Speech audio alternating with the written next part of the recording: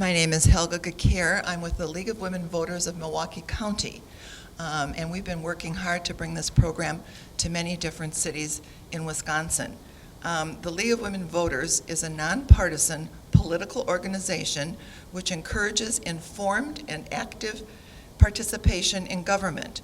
It works to increase understanding of major public policy issues and influences public policy through education and advocacy. The goal of the League of Women Voters is to empower citizens to shape better communities. I would like to introduce to you, first of all, Andrea Kaminsky. She is the Executive Director of the League of Women Voters of Wisconsin. Her office is here in Madison. It is a nonpartisan grassroots organization advocating for active and informed participation in government. She came to the League in 2004 with a background in nonprofit management. Andrea is a member of the newly formed Redistricting Subcommittee of the Dane County Board of Supervisors and of the Madison Downtown Rotary, where she recently co-chaired a committee that brought a delegation of Russian businesswomen to Madison for professional and cultural exchange. Andrea Kaminsky. Thank you, Helen. And I want to, thank you, Helga, I'm sorry. And I want to especially thank the UW-Madison Department of Civil and Environmental Engineering, and in particular, Julie Klein, for making this possible this evening here. The sponsors, as Helga has mentioned, are League of Women Voters, and in particular, the League of Women Voters of Dane County, which is hosting this, and the League of Women Voters of Milwaukee County Natural Resources Committee, which has organized this series of 4 forums in 4 different cities across Wisconsin. Also, the American Society of Civil Engineers. We're very grateful for their participation and support in this. The Wisconsin Transportation Builders Association and the Wisconsin Counties Association. Now, I'd like to just find out why you're here, because we're also very grateful to all of you for coming this evening. How many people here are members of the League of Women Voters? Raise your hand. Good. Of ASCE, any members of ASCE? Very good. Folks from UW-Madison, students, faculty, staff? Wonderful. Any elected officials? There's one from Janesville. Anybody from the construction industry here tonight? Public sector employees? Students? Yay. And interested community members? Probably all of us. Well, thank you again for coming. We're really pleased to have you here for this very important discussion about how to rebuild our nation's infrastructure and economy. So I'd like to start by introducing our first speaker. We're very fortunate to have John Lindert here. He is a civil engineer serving clients in Wisconsin, Illinois, Iowa, Indiana, Ohio, and Kentucky. His career was focused on stormwater quality and quality planning, analysis, design, green infrastructure analysis and design, sustainable design, floodplain analysis and mapping, stream bank and natural area restoration, and park and recreational facility design and planning. He's the past president of the Wisconsin section of the American Society of Civil Engineers, ASCE, and he currently serves on the CSWEA Wisconsin Watershed and Stormwater Committee. He's also a member of the Fox Wolf Watershed Alliance and the North American Stormwater and Erosion Control Association and the Friends of the UW-Madison Arboretum. So we're very lucky to have John Lindert here, and please join me in welcoming him. Okay. Well, thank you, Andrea. As Andrea said, I've been involved with ASCE as a past president. My involvement with ASCE actually started as a student down at UW-Platteville in the civil engineering department down there back in probably 1990. So I've been with ASCE for 25 years or so. I work for Strand Associates, got hired there after got out of college, so I've been there for like 22 years. We're a full-service civil engineering and environmental firm in Madison, just down the road. So I'm a local guy from Monona. My parents actually were able to come tonight from Monona, and so it's a pleasure to be here with you, talk infrastructure and how we can improve that and get more funding for that. So I've got probably 40 to 45 minutes of information. I'm going to go relatively quickly through this. There's more information online, but are we taking questions during or after, or how do we want to do that? We were thinking it would be after. Okay, okay. If you have a random question or two, that'd be fine. So we'll start out with ASCE. We're the nation's oldest engineering society, founded in 1852. We have 146,000 members in 174 countries, so it's a very big organization. Has a decent amount of clout. The ASCE national headquarters is located in Reston, Virginia, basically across the river from Washington, D.C. So why do we do this? Why are we doing an infrastructure report card? The mission is to provide essential value to our members and partners, advance civil engineering, and serve the public good. One of the canons that we have, we abide by, is engineers shall hold paramount the safety, health, and welfare of the public, and shall strive to comply with the principles of sustainable development and the performance of their professional duties. Like I said, we have this report card. That's why you guys are here, to kind of learn more about that. These are our grades, very similar to your grades in college or high school or middle school, except just a little different meaning, of course. A is exceptional, a fit for the future. B is good or adequate for now. C is mediocre and requires attention. Poor is at risk, and F is failing or critical and unfit for the purpose. Unfortunately, as you'll find out, we're not towards the top or towards the middle or bottom on many pieces of infrastructure in the state and nation. So here is a look at the 2013 grades. There are 16 different divisions. As you can see, infrastructure spans a wide part of our society, from aviation to levees to transit, buses and subways and wastewater. You can see all the different scores there. They're not really that well. Solid waste is a B-, so that is kind of the top end. We do a pretty good job with that, but the cumulative grade point average for the nation is about a D+. And I think all of us would agree that that's really not acceptable. And so that's part of the reason why we do the report card, to get the word out. It's a good way for politicians to see where we rank, and we can always do better. This is a spreadsheet of previous grades. They started back in 1988, and the American Public Works Association started with that. They, for whatever reason, disbanded doing that, and 10 years later, ASCE took up the cause. And then there's been 4 releases since that by ASCE. One of the things that ASCE wanted to do was not just give grades, but what is it going to take to fix this? And that's what you see at the bottom is cost to improve, and that's to improve the grades from where we are to a B. And that's the amount of money that it would take to do so in all of these different areas. So 2013, which is the last release, you're about $3.6 trillion that really needs to be invested to get to that B or good level, which I think everybody would agree is probably where you'd want to be.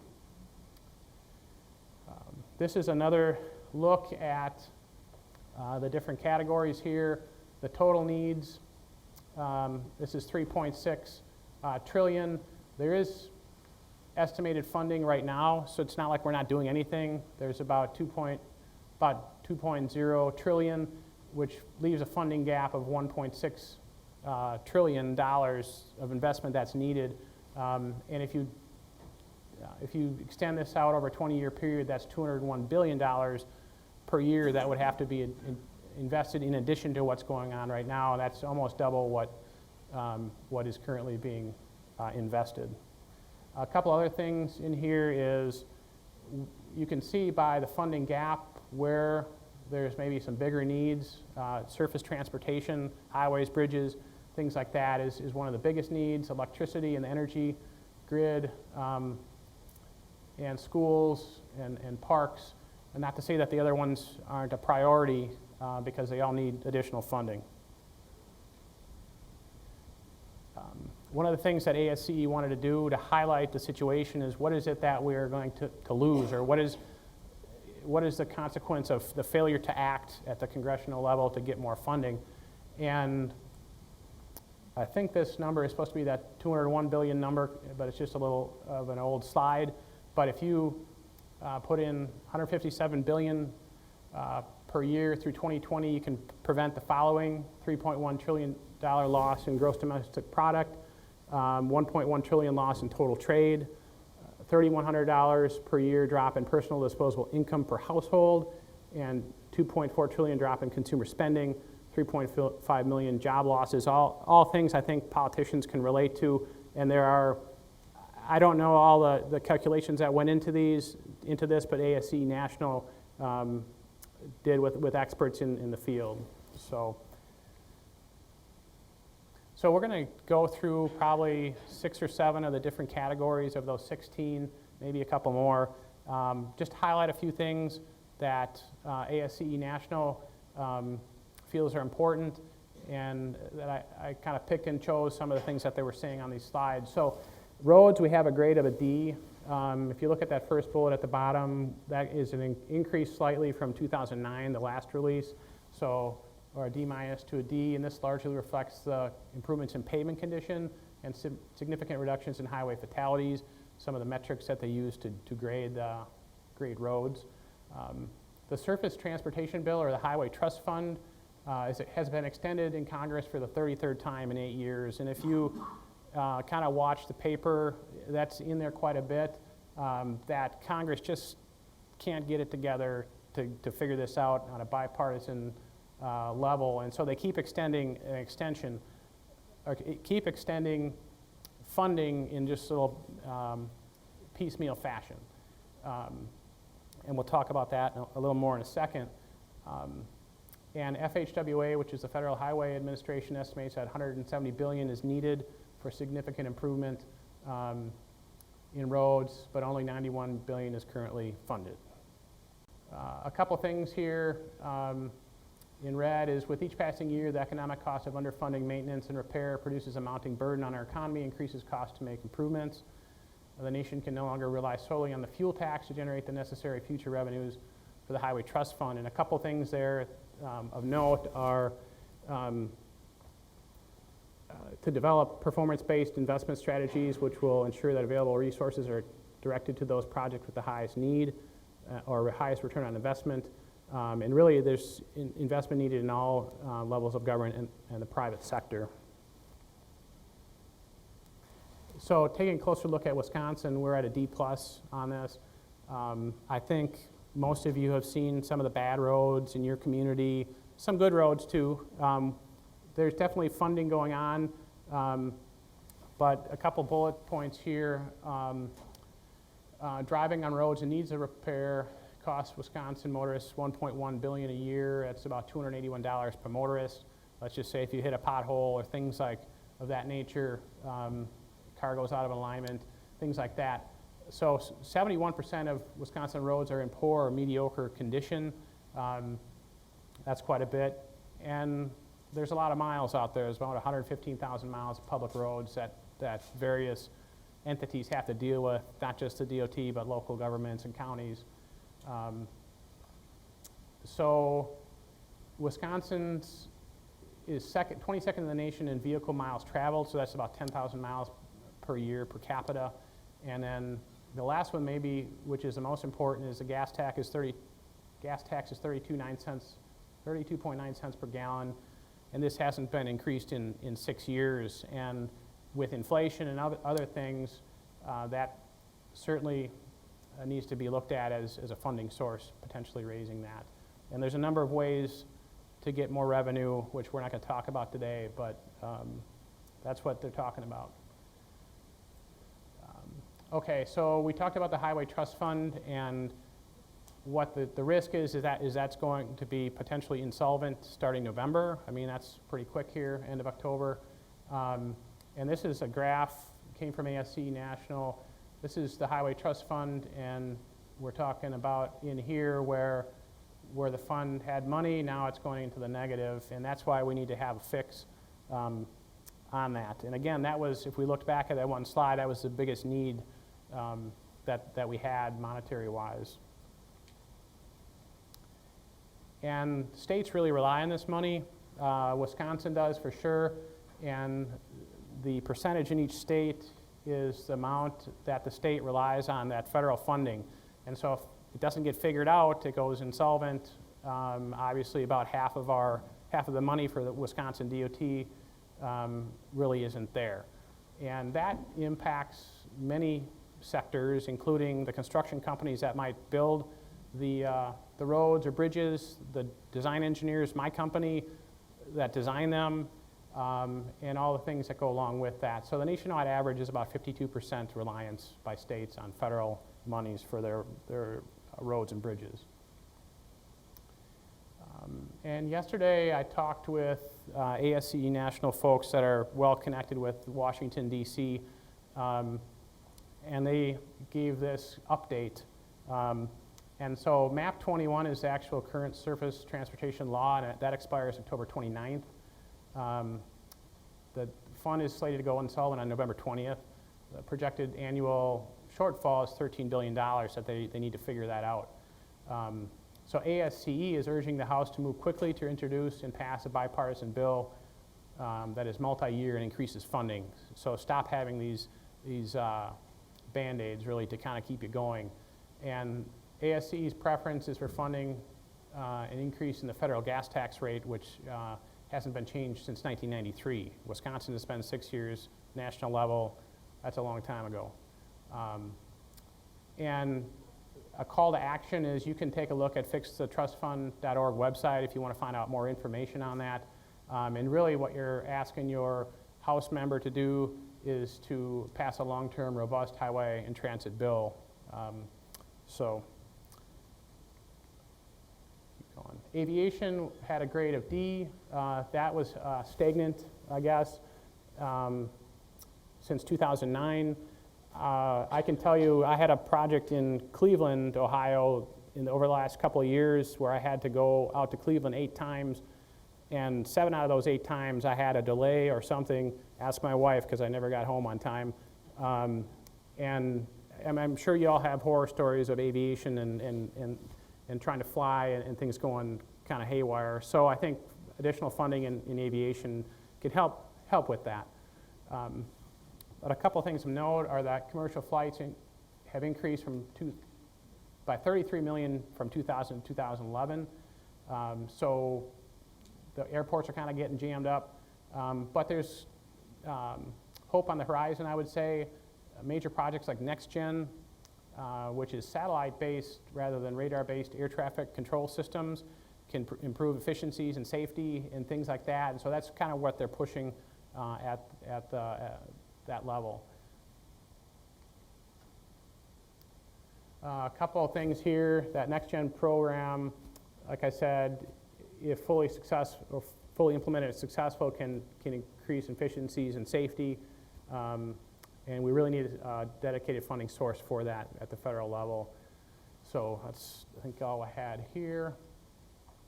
And for some reason, we don't have a grade on Wisconsin airports. I guess it wasn't done back in 2007 at that time. But there's 133 airports in Wisconsin, and some bigger than others, of course.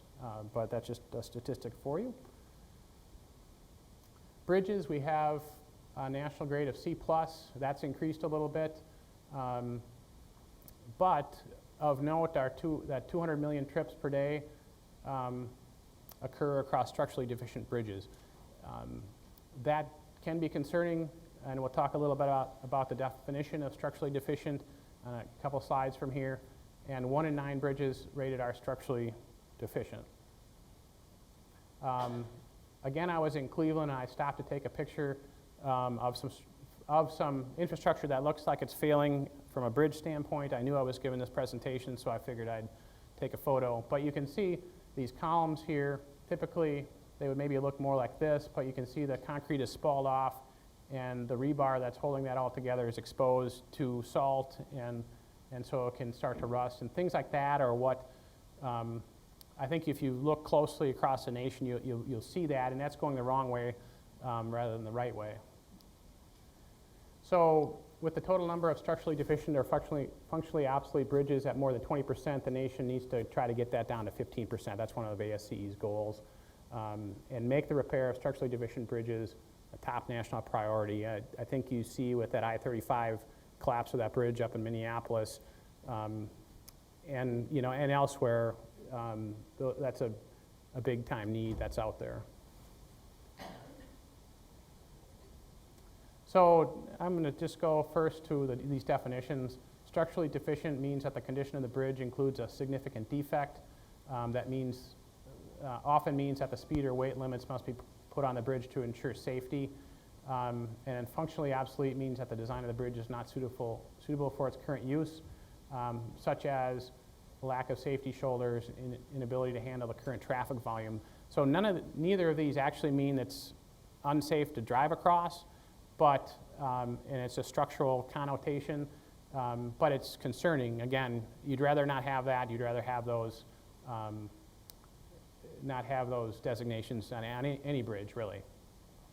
So we have about 1,100 bridges in Wisconsin that are structurally deficient, so there's one or more structural issues with it, though they're not unsafe to drive across, and 779 that are functionally obsolete, so not enough lanes or things like that. And Wisconsin received $18.3 million from the Federal Highway Bridge Fund in 2011.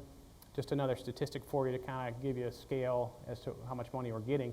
If you have that many bridges, $18.3 million doesn't really go that far. Transit, we have a D, and that remains unchanged. Again, this is at the national level.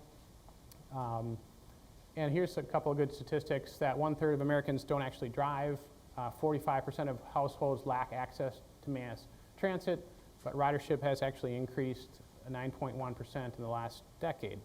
Hard to believe sometimes, maybe, depending where you're at, but that's some of the research that came out of this.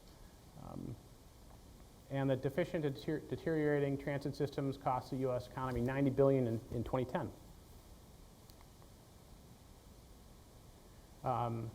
So Americans continue to demonstrate their desire to have robust public transportation options, evidenced by increasing ridership and continued support of local and state and level funding issues.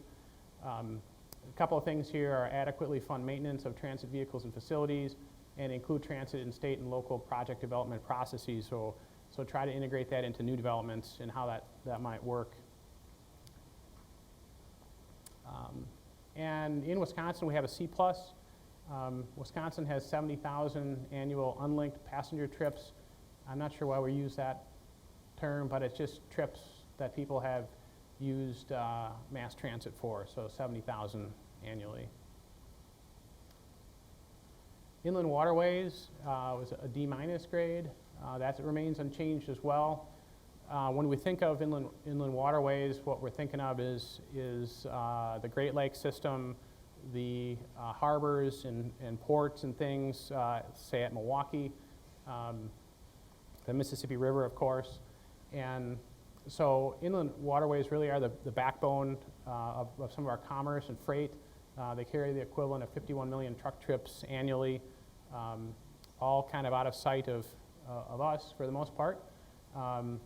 But projects to improve that, let's just say dredging because water levels are low or sediment has filled in, they take decades to get approved from a planning state and some of the environmental issues that are out there.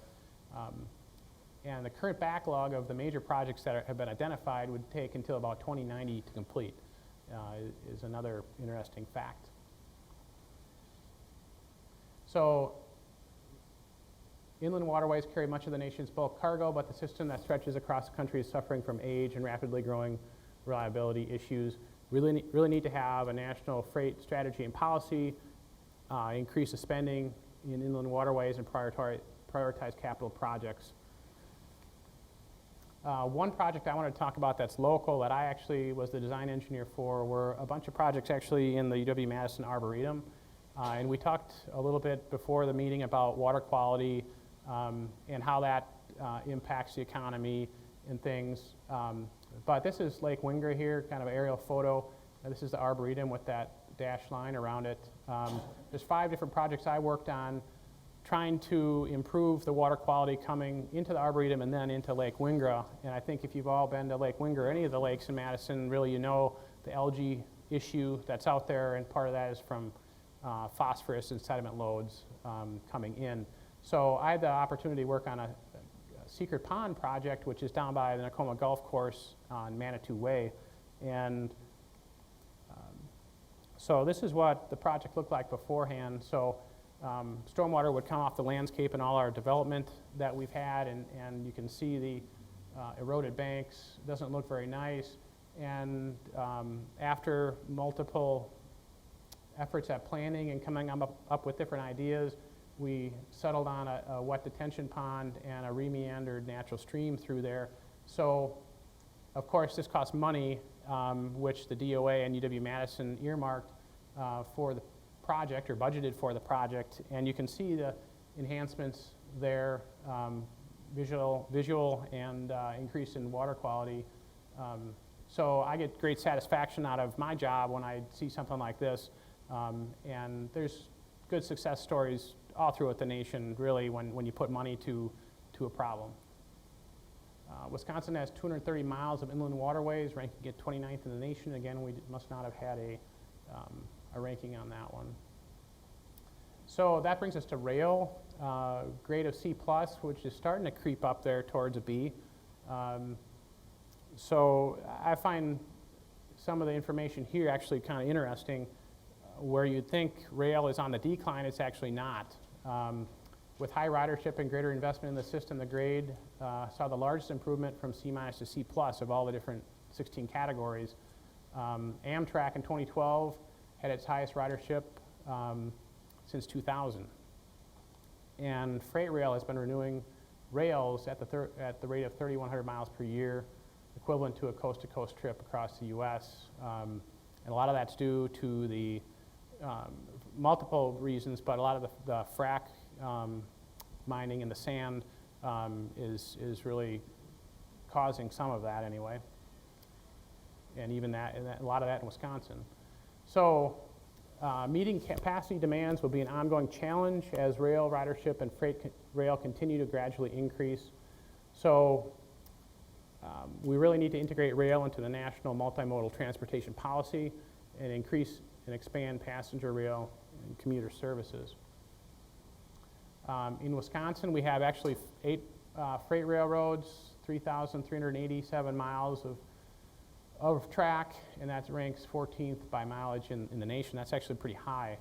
I saw an article on Madison.com too that kind of highlights this issue and how it's important to Wisconsin, is that the businesses feel left out as railway shift trains toward frac sand and oil, basically out in North Dakota.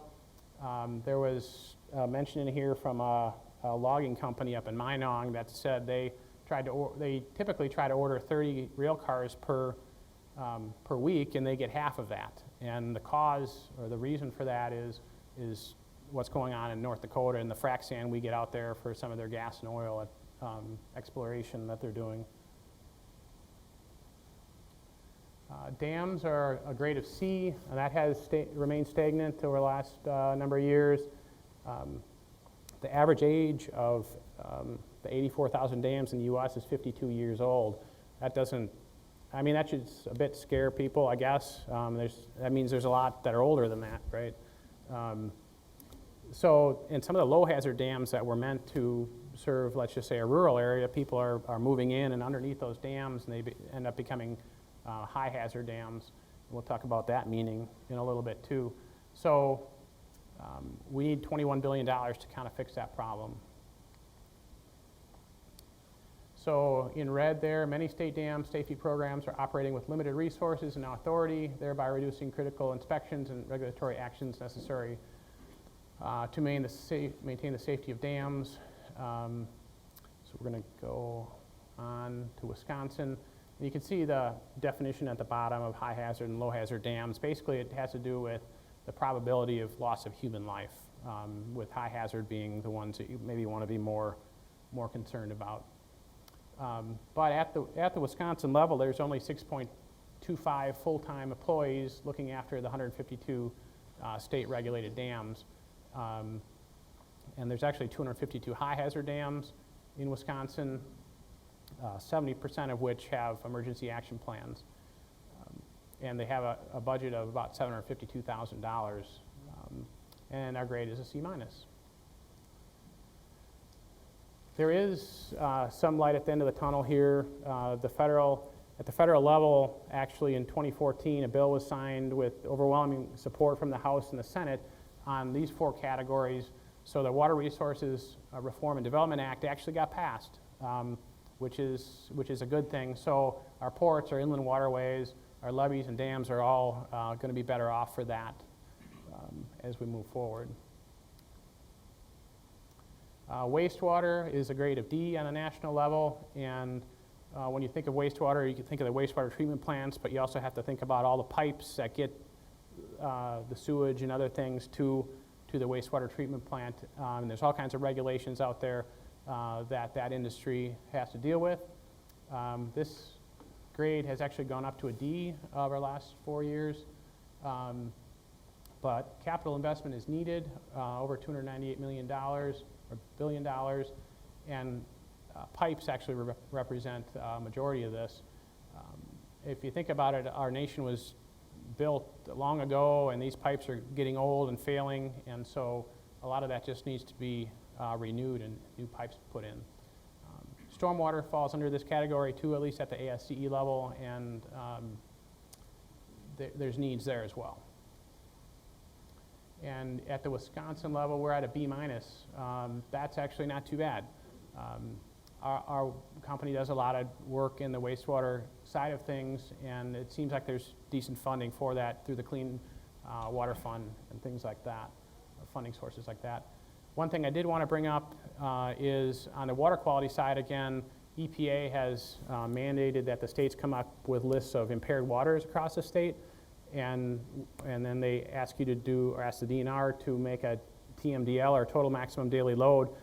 What this requires is for municipalities to figure out how to reduce pollutants coming off the watershed so that the streams and lakes that are around us meet their intended use, so fishable, swimmable, and things like that. So that's going to be a big thing in the next 20 to 30 years, how that's going to get funded. But in the end, the idea is that Lake Monona, Lake Mendota are going to be much more clean, as are the rivers leading to them.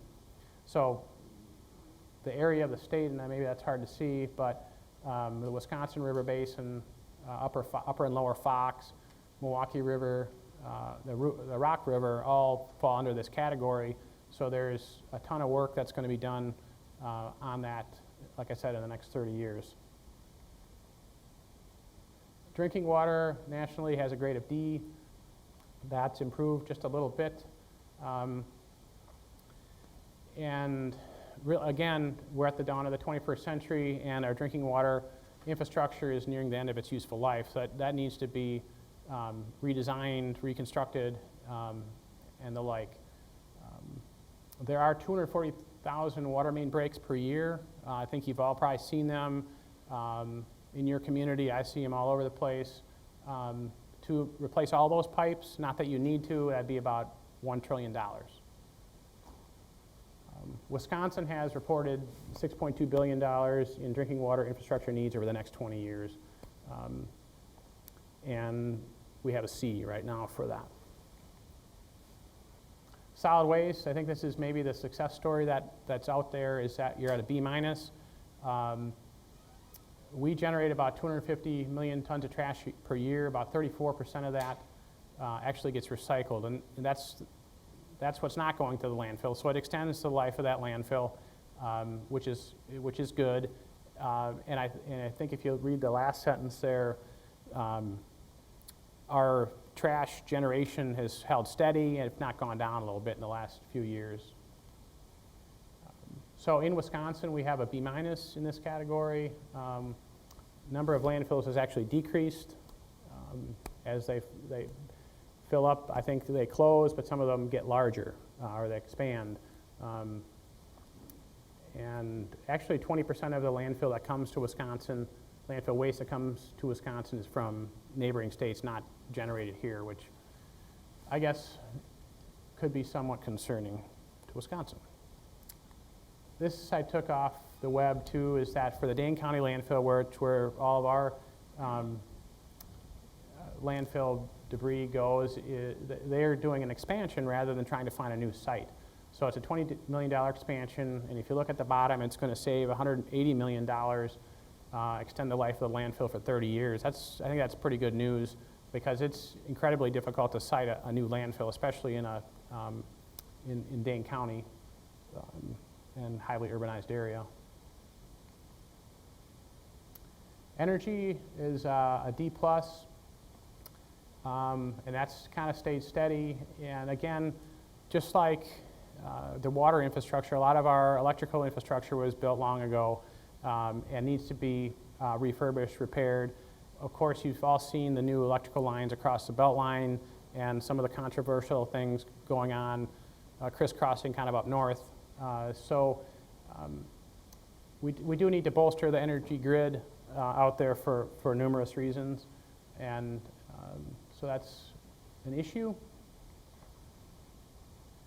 And just an interesting fact is Wisconsin produces about 4.5 gigawatt hours of renewable energy every year, ranking it 27th. And we have a grade of B, so not so bad in Wisconsin. Schools, we have a national average of a D.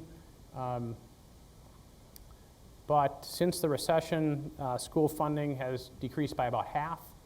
And about half the schools that are out there were built to meet the needs and educate baby boomers, a generation that's now retiring. And educational techniques and how you go about that have changed, and so there's definite needs out there in facilities for schools. And it's estimated that $270 billion is needed on a national level for that. So in Wisconsin, from 05 to 08, $1.5 billion was spent, which is actually quite a bit. We still have a C. It's estimated that $4.4 billion additional is necessary. And from a local story, I live down in Oregon, and this is my daughter's school here. We passed a referendum in 2014 for $55 million, which didn't pass 3 or 4 years before that, probably 3 years before that. But the things to highlight in schools, of course, is security. One of the things they did here was having a secure entrance, as well as some new facilities, because Oregon keeps growing. Another thing to look at is the two names in the bottom left. Bray Architects and Findorf are both local companies that are benefiting from this. Bray in design. Findorf, of course, is just down the road here too, and they're the design builder. So there's some really good paying jobs that come along with the school referendums and the things that we're doing right to improve our schools. From a state view for Wisconsin, this is just a clip from the national website, but these are some of the numbers we saw: the 252 high hazard dams, 1,000 structurally deficient bridges, 71% of roads poor or mediocre, leading to $281 per year of cost to our average resident. And some of the numbers that we're talking in the $6 billion mark to improve our water and wastewater. So overall, in Wisconsin, was a C, and this was back in 2007. The ASCE is intent on reissuing the report card. It's a tremendous amount of work to try to figure all this out. And so there's been some issues there in trying to generate the volunteers to get it done. So this is some key solutions from ASCE. We need to increase the leadership in infrastructure renewal. Part of why we're here today is to get the word out to people, promote sustainability and resilience. Resilience being how does that infrastructure stand up to a natural disaster? And things we have around here, of course, are flooding and tornadoes for the most part, I guess. And then number 3, to develop and fund plans to maintain and enhance America's infrastructure, which is what ASCE is doing. So if you have a smartphone, which everybody does, right, you can download this app, which takes the information here and puts it in your hand. You can look at these 16 graded categories in a little more detail. There's 50 states profiles. There's success stories, which you hate to have the gloom and doom all the time. So there's 100 of those on there, and news and videos. So you go to that website and you can get that app if you'd like. And so I'm just going to end with 3 or 4 things on what ASCE is doing, maybe at the local level and national level. So I had the opportunity to go out to the legislative fly-in in Washington, D.C. a couple of years ago, and those are some pictures up there with some cohorts of mine, Julie Hoppy and Tom Walther, up on Capitol Hill. So we're not a lobbying organization, but we can advocate for things we feel are important, such as that transportation bill, and that's one of the reasons we were out there. But ASCE National brings in ASCE members from all across the nation, 3 to 10 people per state. Texas gets more. And we go up to Capitol Hill and talk to our senators and representatives. In this case, it was Tammy Baldwin, Ron Johnson, and Mark Polkan. And so we sort of immerse ourselves in what's going on in Washington, D.C. for a day. So that was, in my mind, pretty interesting. And you're talking to the people that actually are making the decisions, right? This is Anthony Fox, by the way. He presented at one of our events that was out there. He's the Secretary of DOT for the nation. Failure to act economic studies. ASCE put this together in January of 2013. Basically, those numbers that we talked about before to put maybe not a scare tactic, but to put things in perspective of what's really needed. A couple other things, other documents that ASCE has put together is a life cycle cost analysis, really, of what it means to pay for your infrastructure now, maintain it, versus just waiting. Some good information in there, as well as some guiding principles for the nation's critical infrastructure. The third bullet there is the ASCE key contact. So you're always told to contact your senator and representative, and ASCE has sort of automated this. So when there's key issues, you sign up, and there's an automatic process on their website for doing that. And this is another initiative that actually was held here at UW-Madison back in November of 2013. I sat on this infrastructure roundtable with the people listed there, including Dan McNichol, Mark Gottlieb, our Secretary of Transportation in Wisconsin, Craig Benson here from the Civil Engineering Department. And Dan McNichol was the key guy. He was doing the Dire States tour. He took this 1949 Hudson, which is looks a lot like some of our infrastructure out there, rusted. And so he brought a mechanic along with him and circumnavigated, if you will, the nation, using our report card to highlight the issues, but also looking at success stories. So he'd stop at a project where a dam was rehabilitated, but he'd also look at some of the failures that are out there. So he was building a conversation, kind of like we are today, on the infrastructure needs that are really out there. He wrote this book here, The Roads That Built America. He's probably one of America's biggest advocates in the journalist side of things for infrastructure and funding for that. He's from Boston. He has a blog. If you go onto that website, it's actually kind of interesting to read some of his entries from his journey. So, and then lastly, ASCE is looking at trends that are changing the way we plan and build projects, things that make us more efficient, just things that are coming up. And some of these things that maybe you've all heard of is like LiDAR and drone technology and how that can help our industry. What else did I have there? You know, extracting energy from waste and all these things that 20, 30 years ago or even 10 years ago weren't on the radar screen that kind of help us out on the infrastructure side of things. So with that, I am going to turn it over to Scott, and he's going to talk economics of this.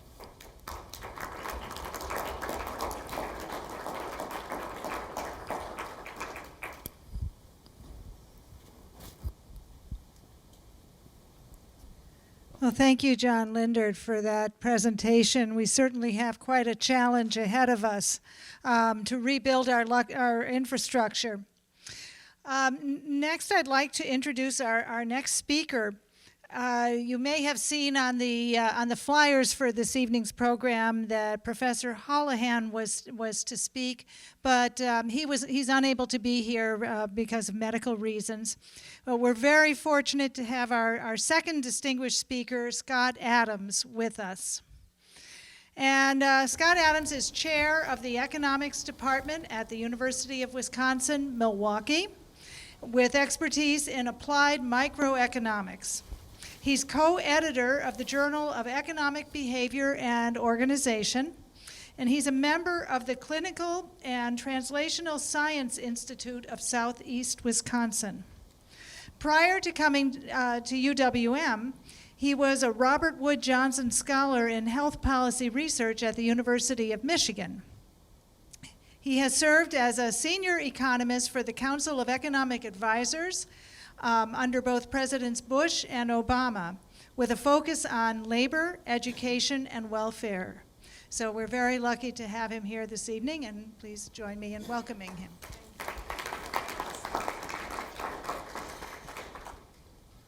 Well, thank you. It's a pleasure to be here. It's a pleasure to do this again. I did this a few weeks ago in Milwaukee, and one of the things that made it particularly pleasurable is it's rare that an economist delivers the better or the good news in the discussion. And I think that's a bit of my role here, is to talk about, there's a lot of scary numbers that John gave, and they should scare people, and they should call them to action. But these are numbers and levels of spending that if we do not spend these dollars, we're going to be faced with larger dollar figures tomorrow. So this is something we cannot afford to let go for longer periods of time.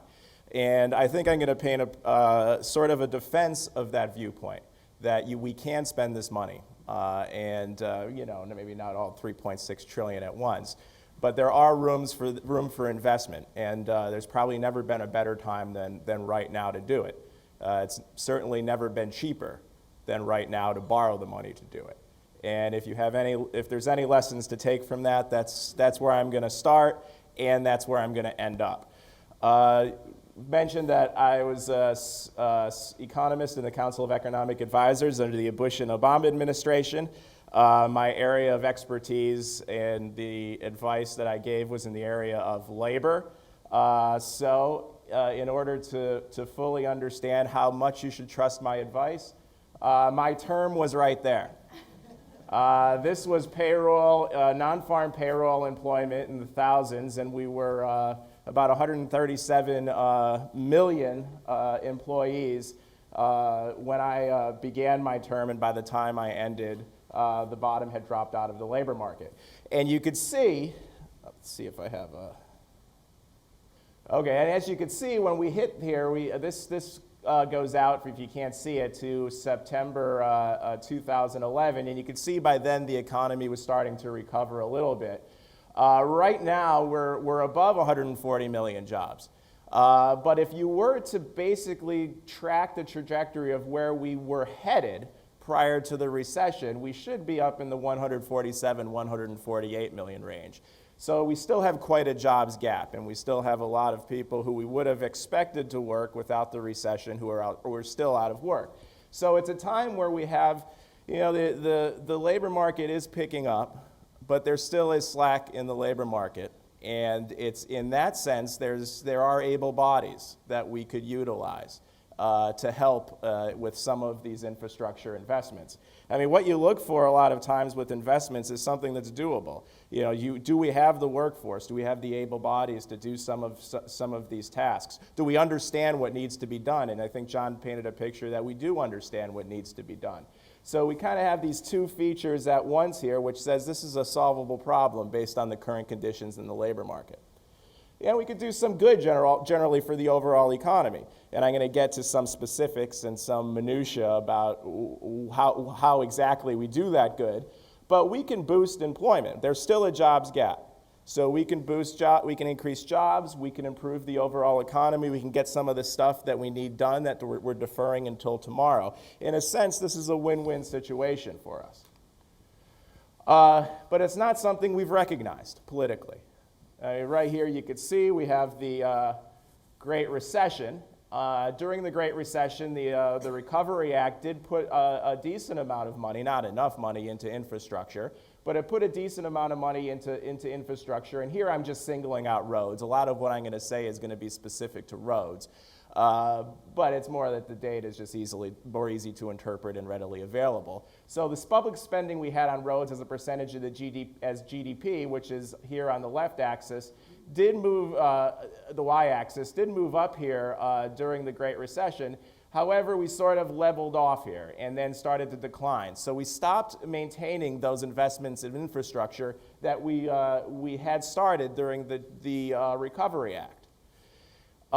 Some of what John said, and I don't know if there's enough evidence of this, but there were improvements that we saw in some of those grades from 2009 to 2013. And it's not necessarily that surprising because we did put a lot of money in infrastructure projects over that time period. So the modest improvements that were made over that time period probably had something to do with that spending. The president, around the time, if you remember the 2012 election, there was a lot of talk about a second stimulus. Did we need a second stimulus to avoid a double-dip recession? And the president put forth a jobs plan that was heavy in infrastructure. But as that jobs plan failed, and we never really got the momentum back for the infrastructure spending at a national level.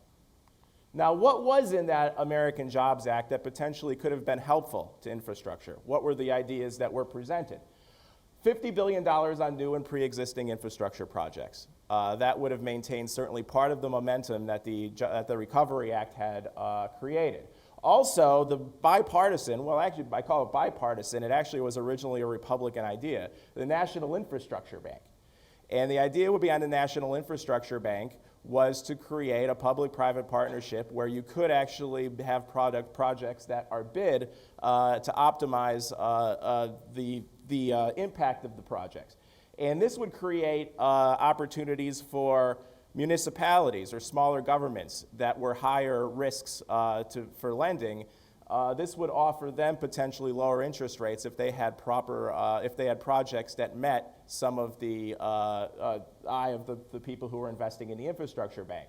So ultimately, that would have been a helpful way to fund additional projects as well. Also creating a nationwide interoperable wireless network. Our wireless system in the United States is still woefully inadequate compared to the rest of the industrialized world.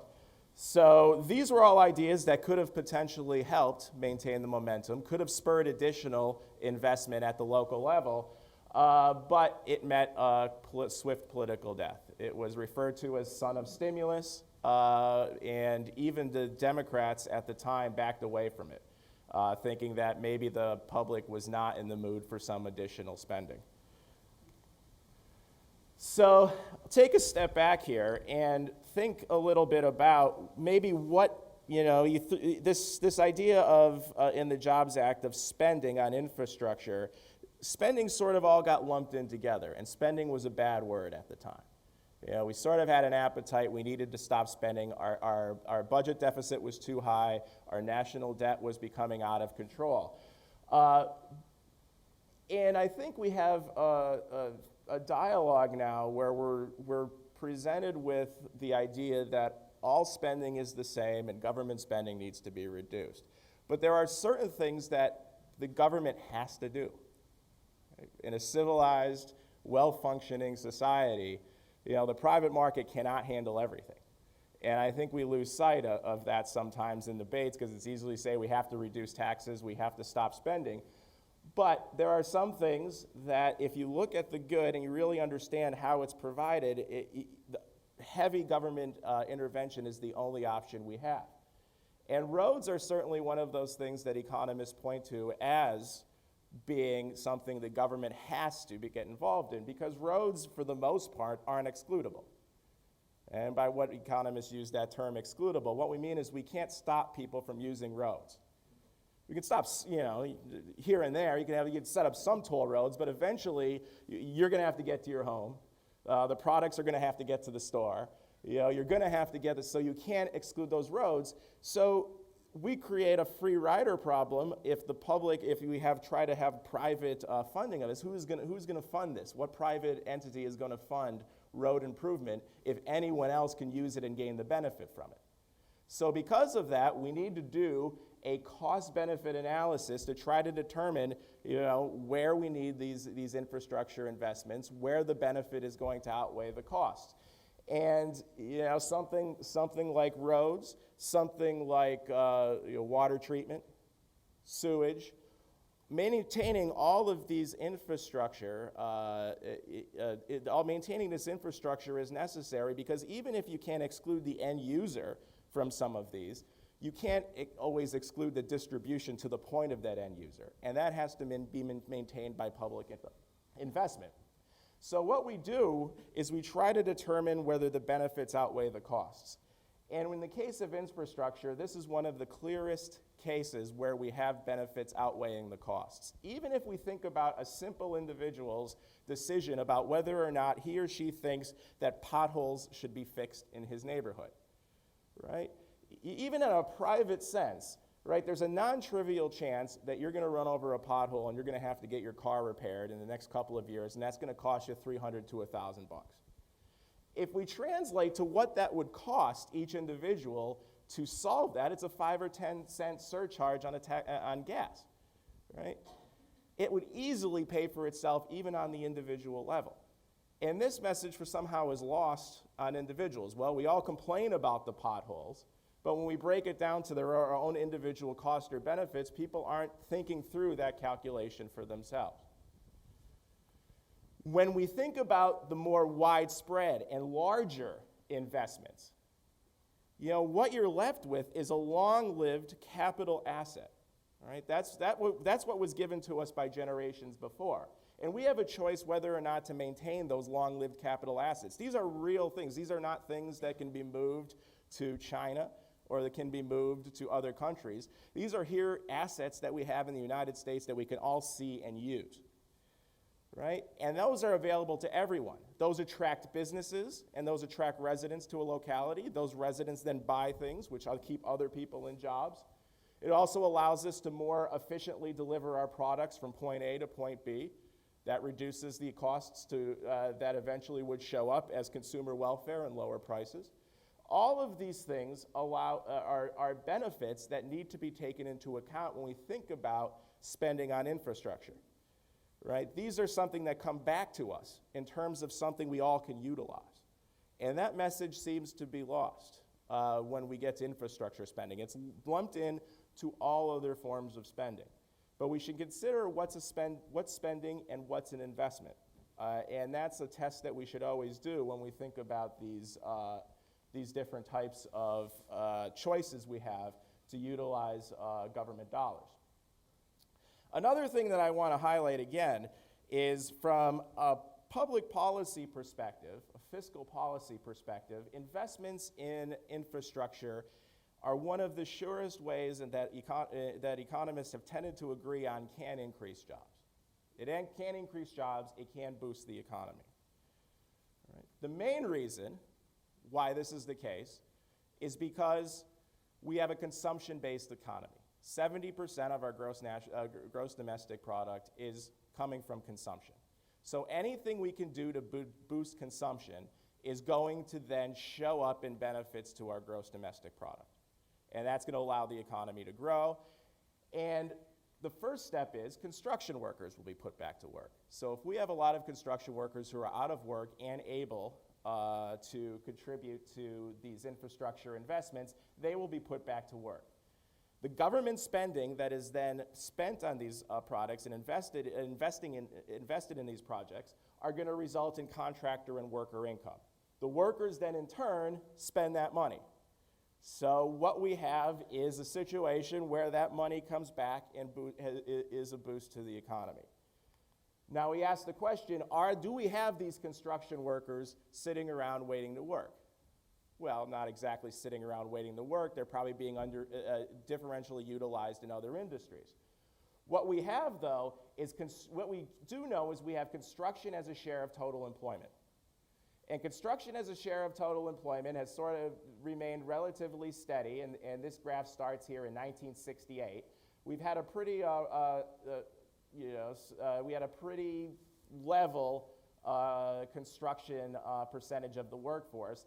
This dipped early on in the brief recession in the early 1990s, and then grew as part of it was due certainly to housing booms, et cetera, and increased up until the point of the recession and then fell off the cliff.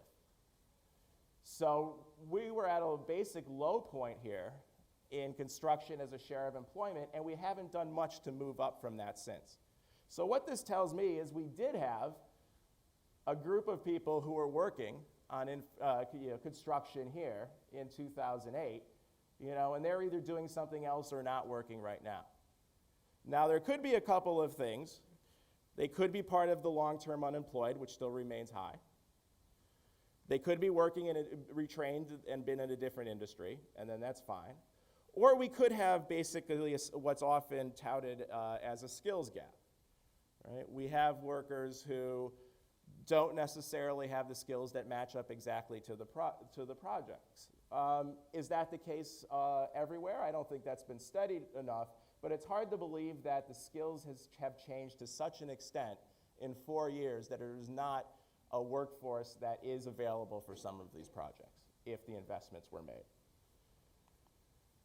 And this is the most important figure I'm going to give you. And it's probably the most difficult to read, so that's good. That's a trick, all right? So you can't argue with me at all. Right now, borrowing rates are at historic lows. So what I have here is just a simple proxy for the interest rate, right? This is a 10-year Treasury constant maturity rate. And what this tracks this back to 1980, and basically this is the cost of borrowing, a rough approximation of that. And this has fallen and fallen and fallen and fallen. So we're down here at, at what do we have this here? 2.5%. So what this means is we can do something now by borrowing the money, and people are going to get really upset as soon as I mention borrowing. It's adding to the national debt, and I'll go back to that in a second. People are going to get very uncomfortable about that. Right? But we're borrowing to do something at a very low rate. There's no indication that these rates are going to increase dramatically in the short term. But there's certainly uncertainty about what's going to happen to these rates as we move farther into the future. Right? So we're in a position now where infrastructure investments are cheaper, for lack of a better term, than they almost ever have been.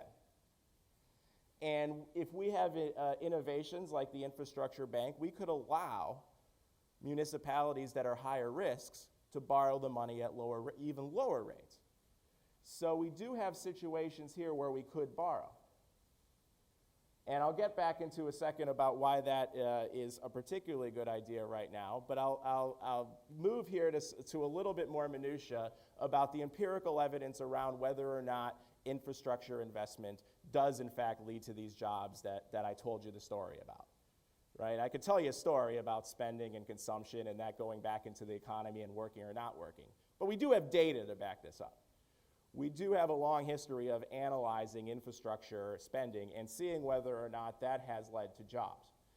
And one of the things that the Recovery Act did is it sort of gave economists and policy analysts a laboratory within which to judge what the various type of spending can do for the economy. Because probably not for the best of reasons, but the Recovery Act spread dollars out everywhere. It kind of tried to match things to need, but everybody got some dollars. Some got a little more, some got a little less. And it was spread out over a bunch of different types of projects because a lot of different people had to be satisfied politically for it to occur. So we do know what happened, where those dollars went, and we could then track the relative improvement in the places that got more dollars versus those that got less. And we can track the different types of spending and whether or not they worked or didn't work. And what we saw, and this is just an example of a particularly easy to digest study, but there has been a number of different studies on the effect of the Recovery Act that have roughly come up with similar conclusions. We didn't see much action in terms of improved job creation when we just saw transfers to state and municipalities. Problem is a lot of state and municipalities use that money to reduce taxes. What we did see is a very strong bang for our buck for money that was sent to what economists call the liquidity constrained. This is a fancy way of saying people who are out of money and need to buy stuff, and we give them money. So things like food stamps, unemployment insurance, those things were definitely needed because they put money into the hands of the people who were not able to spend, and those people then were able to spend, and that worked. Now again, if that money is crowding out behavior that people would leave, is that keeping people out of work? Is that crowding out what would be created privately? Well, in good economic times, those are legitimate questions. But if we have long-term unemployed, we need to get the money so they can eat and keep the economy going and keep other people in work. Now, you can't keep those programs on indefinitely, but those worked during the Recovery Act. What also worked during the Recovery Act, at a similar rate to the way it's worked during times when we were in good economic conditions, infrastructure. And it worked at about 100,000 jobs $100,000 resulting in 1.03 jobs. You think, that's not so great. Well, it's a little better when you think not only are you left with these jobs, but you're also left with something that's going to be there forever and could potentially have improvements that will be that are much more difficult. And and other things we talk about in economics, spillovers, externalities that are more difficult to measure that we'll continue to get the benefit from. So in a real sense, it was a good stimulus because it created jobs, but it also was an investment that will live with us for a longer period of time. So what's going on? Why can't we convince people? Why do we need these calls to action? Why is why is nobody talking about this during the election? I mean, we have a $3.6 trillion, and instead we're talking about minutia. I mean, we're talking about things that are basically not real issues that ultimately will affect our children. Well, who's in charge? And who are we hearing most from right now? We're hearing from those people who would describe themselves on the right side of the political spectrum. So this is from the Gallup poll right around the time of this is around 2012. This is when I made this chart for a different purpose, but it works today. This was when there was the debate about should we have a second stimulus? What's the best way to keep the economy going? And these were the ideas from the public, right? How are we going to create jobs? And what you have here are, outcomes. Keep manufacturing jobs here, right? Which is a great idea, but how are you going to keep manufacturing jobs here? So what people can digest are one-word sound bites. We can't digest improved infrastructure because I don't think people are understanding the message that leads to improved consumption, improved efficiency, and long-term benefits, right? Lower taxes, that's something that everybody can understand. Lower taxes, good. Well, lower taxes are good, maybe, but it also depends on the taxes that remain, what you're spending that on. And if you are or not spending on things that we know improve, increase jobs. So in that sense, I think we just simply don't have the dialogue that goes on long enough. We don't have the will of, people they're not asked questions about infrastructure because it will take too long to answer. So we're left kind of with not enough discussion, although a little bit more encouraging from the left, where there certainly is more thought that improving infrastructure is a way that would improve the economy and increase jobs. And I'll go back to this is like the third time I'm going to say this, because this is the thing that I think is most important. And this is this here is a figure of the federal debt, right? Looks bad, right? There's no doubt about it. And in these shaded areas of the recession, this is the percent of GDP. So right now, we're at about 100% of GDP is debt. That sounds bad, right? So who in their right mind would stand up in front of you and say we need to spend more money? I understand that. But I want to go back, and in Milwaukee, somebody asked me it right after, so I'm going to try to, I added one line to this that I hope will be convincing. Well, I hope. You could be convinced whatever you want. But I look at John's figure. He said that $2.2 trillion was the price tag to improve our infrastructure in 2009. That went from 2009 to 2013 from 2.2 to 3.6 trillion. I took out my iPhone calculator and I calculated the debt. I calculated the growth rate of that and came up with 13%. So we're deferring maintenance to the next period and deferring our debt. Eventually this stuff will collapse and we have to fix it, right? We have to get from, are we going to wait for it to collapse and then fix it? Are we going to defer? So that's 13%. We're basically costing ourselves 13% a year. We're deferring debt to our kids at a rate of 13% a year to deal with this infrastructure problem, versus the cost of borrowing money to deal with it now, which is 2%. 13% sounds a lot worse than 2%. Doing nothing is costing us 13%. Right? That's just doing nothing will cause this to rise. Actually dealing with this, borrowing money and fixing it and creating jobs, increasing the tax base, putting the money back into the economy, actually will cause, I can't tell you this for sure, but, would certainly be the type of investment that would push this down.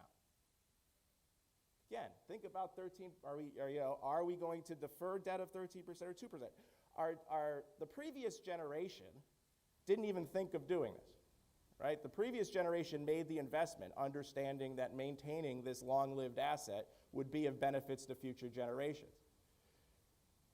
We're not making that same calculation because part of the rhetoric is spending is spending is spending.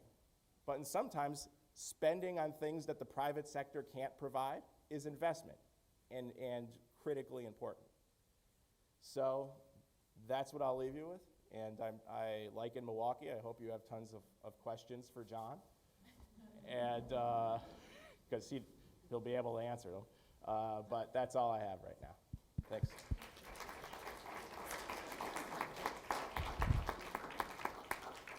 Okay, well, we can have questions. I will bring the microphone to you, so the question will be in the record.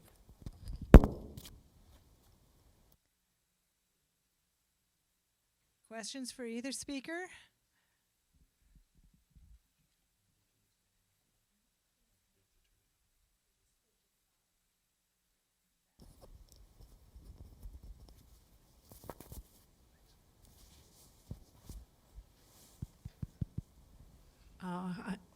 I'm Dorothy Wheeler, a League of Women Voters person. Anyway, how in the heck do we ever convince our politicians that we need to spend this money? How do you get them to think critically or scientifically or whatever it takes to spend the money? and to do the right thing? I'll go first. I think the closest is something I know more about and have spent more time thinking about, healthcare. That sort of healthcare reform is the model of perhaps the cost of getting something done and what you actually end up with in the end. We've been talking about healthcare reform seriously. Others have been talking about it for forever, but healthcare reform since the early 1990s, when the cost of our healthcare really started to deviate from the rest of the world, with no real added benefit for that. We started thinking, we need to get a hold of this. Politically, did not work out then. Did it again with the Obama administration. The number one priority of the Obama administration coming in. That cost a ton of good people their jobs. It cost a lot of representatives their jobs because they tried to explain to their constituency that this is something that would be of net benefit to us all in the end.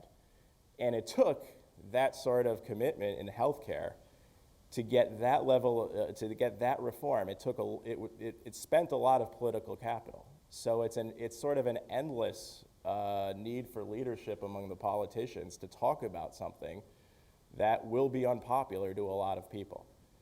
And it takes sweat and it costs people their jobs, and ultimately to get done something that's worth getting done.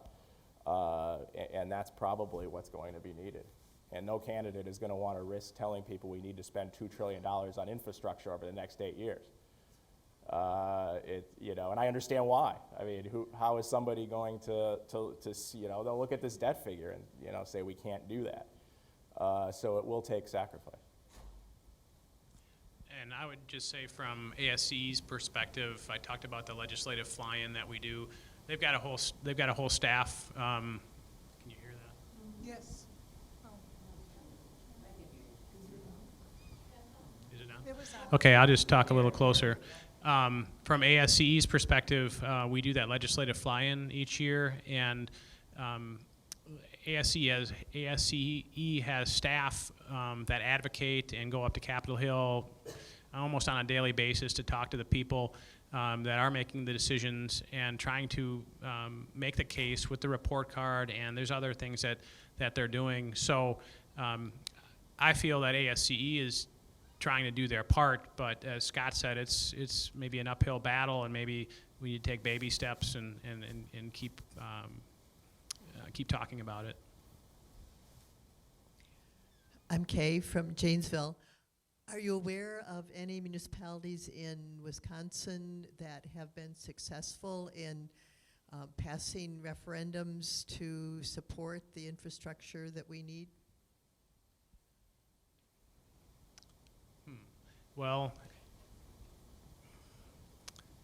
that's a kind of a tricky question. I know that the city of Middleton, they were contemplating a stormwater utility, kind of like a water utility, to deal with some of their stormwater infrastructure, and they did end up passing a referendum in order to basically have this user fee on residents, and which will ultimately fund stormwater infrastructure that needs to be done. So that's one I'm aware of. It might be not exactly what you're referring to.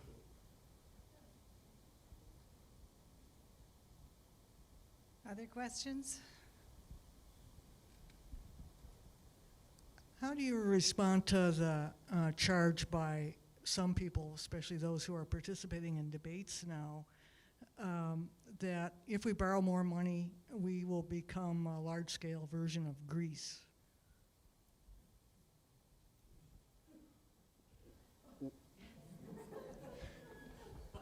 I hope not.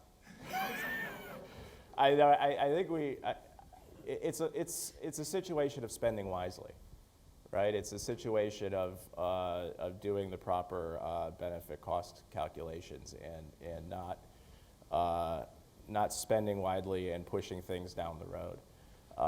And in essence, you got to look for things like this that seem the cost of doing nothing is worse than the cost of doing something right now. And that's the best answer I could give. But again, you know, it's pain. It will add to the debt. And we really don't know how big the debt can get before we become Greece. But we do know our borrowing costs are low now compared to doing nothing. And I think if we are to do these major investments, now's the critical time to do them. But again, you know, there is such a thing as too much debt and too much spending. We don't, you know, when does that happen? I don't know. But this is something I think, you know, will increase the base, bring in more tax dollars, and ultimately be net beneficial. Okay. I'm from Madison. I'm Anna Campbell, and specifically on the issue of our needs to improve the infrastructure of roads, highways, highway bridges. In discussing both the federal and the state funding for this, the emphasis always seems to be on raising the gas tax, or should the gas tax be higher, where there's considerable evidence that the gas taxes, as we use more fuel-efficient cars and more electric cars, that the gas tax is not going to be providing revenue for road construction as it did in the past. Are there any thoughts on other ways that we can begin to look at improving this part of the infrastructure? I can go first, I guess. I'm not the expert on this, but I know there's a few other options like vehicle miles traveled, which would take you away from the amount of gas used, but then you have to report you have to somehow track how many miles a car has done each year. And I know Mark Gottlieb, Wisconsin Secretary of Transportation, has looked through all of these, and there's been a big debate on what to do, whether it be toll roads or other things. But at this point, at least from ASCE's perspective, the gas tax is maybe the easiest way to generate more funds, even though it might not be equitable with the electric cars. Two things. One, and this is just a comment, I believe that Paul Krugman, through the New York Times, has more or less inferred what you have said for tonight over a series of articles, and put it in a more common layperson perspective. And the second thing is, it'd be interesting to see if there was any way to calculate the number of deaths, healthcare costs related to the sagging infrastructure in this country. So, for example, the Minnesota, a bridge that collapsed. The total cost of that to do the repairs and the effect on humans as opposed to the repairs, because that, to me, is a big part of this. I'm pretty sure those are in those figures. I mean, when you look at the cost of you know, the cost benefit of doing these repairs, the benefit does take into account the lost lives. These are part of the calculations. And that's that's critical, and that's what we see from deferring till tomorrow. You're going to see more collapse, more loss of life, loss of human capital. I mean, these are all things that we need to add to talk about and add to the equation. Hi. One of the things that I'm thinking about in the need to replace infrastructure is it does happen when there is a crisis, when there is an emergency.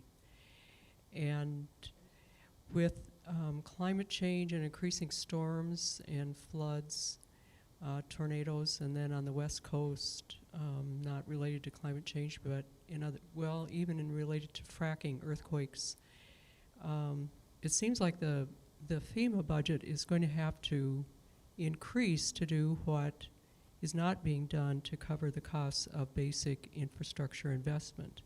And I'm wondering if that's a conversation that people have in Washington, and what the support is for increasing. There doesn't seem to be any problem when there is an emergency to declare the need for federal funds to reinvest or rebuild. And there should be some sort of cost-benefit analysis to compare what it would mean to actually borrow and do regular infrastructure improvements versus what it's going to take when there is increasing number of crises around the country. Oh, absolutely. I would put that in the 13% as the thing, as the crisis spending. I mean, that's something that you spend when the bridge collapsed or you have the major flood because you hadn't done the dam repair. Those are the sorts of things that we need to do now. And I believe, I know that the Department of Transportation, the EPA, FEMA have economists who are doing these calculations. The problem is who's listening to them. And I would add, at least from the engineering community, climate change, I guess, on the stormwater side is kind of being dealt with basically newer statistical data on rainfall. NOAA Atlas 14 has come out, and so the designs that we're putting forth now are dealing with some of the more recent statistical data on rainfall amounts and volumes and things like that. Other questions?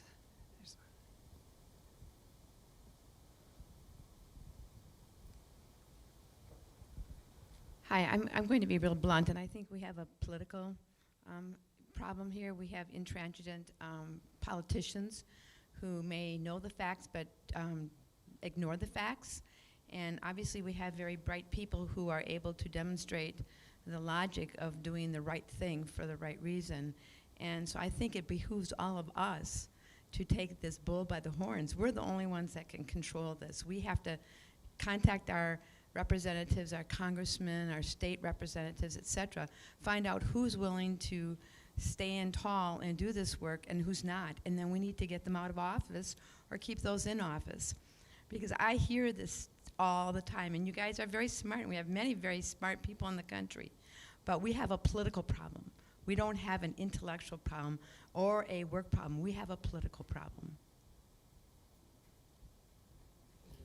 But I would add it's also the public too who reacts to buzzwords and has visceral reaction. That's why we see some of the candidates now who are able to add to their coffers by just saying certain words. You know, and infrastructure, unfortunately, is not one of those words. You know, and if we can get it there, it might be helpful.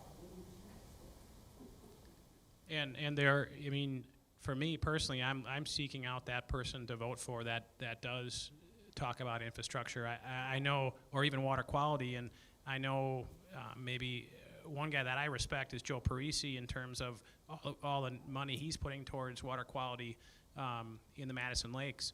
And so there are people out there that are doing the right thing, I think, infrastructure-wise, but maybe it's few and far between. I think one thing the League of Women Voters can do is make this a topic, a question for our voter guides, candidates' voter guides, and forums.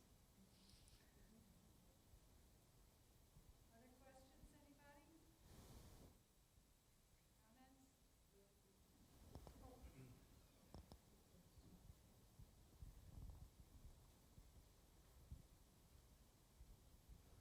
I'm a fan of railroads and think that we need to really have much more of them.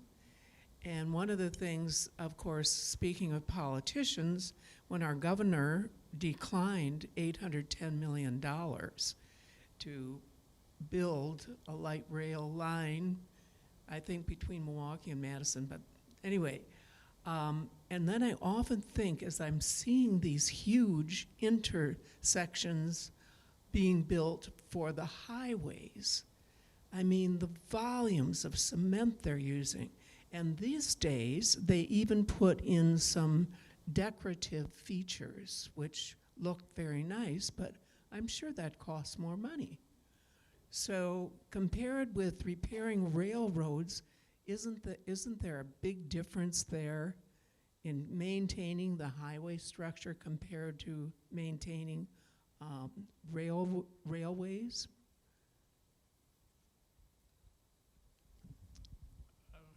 That's a good question. I think if you ask people if they thought that light rail should go through and Governor Walker should have kept that money, you got highly varied responses.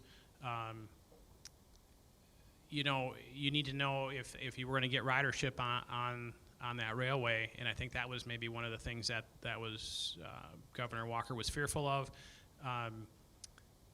But I guess I don't know that I can answer if it's cheaper to maintain a railway versus highways. I guess I don't have that expertise, I guess. We're just so far apart in this country. We're so spread out, like geographically, that linking us all with rail like we see in Europe or Japan it just seems to be more difficult. But back to that question, turning down $810 million when a state needs jobs and people to spend money, even if no one used the railroad at the time, that was a mistake. Going back to the old FDR days. I mean, you needed, at that point in time, that was, you needed people back to work. Not that I would advocate that as policy in every case, but turning down any money at that time was not the right decision.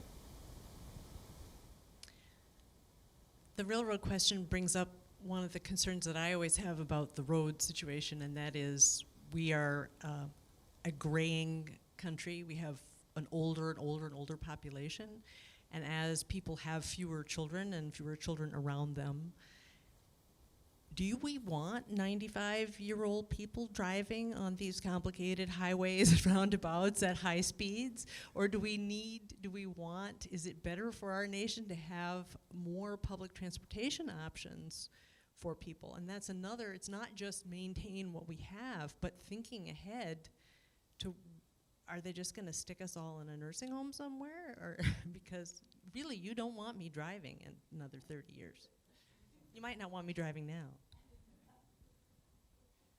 Well, from a multimodal standpoint, Madison is probably one of the better, at least for like bike paths and things like that. No, I know.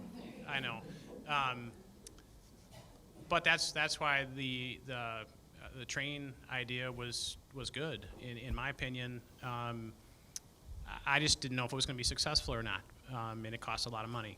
So certainly we should be looking at a multimodal strategy for just those reasons. Are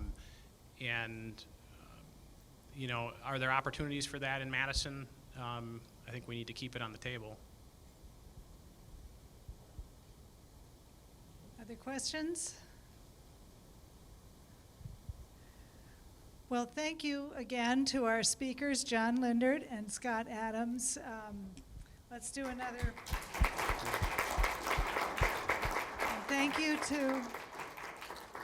And thank you to ASCE Wisconsin section for providing the speakers, and to League of Women Voters of Milwaukee County Natural Resources Committee and League of Women Voters of Dane County. And thanks all of you for coming out tonight.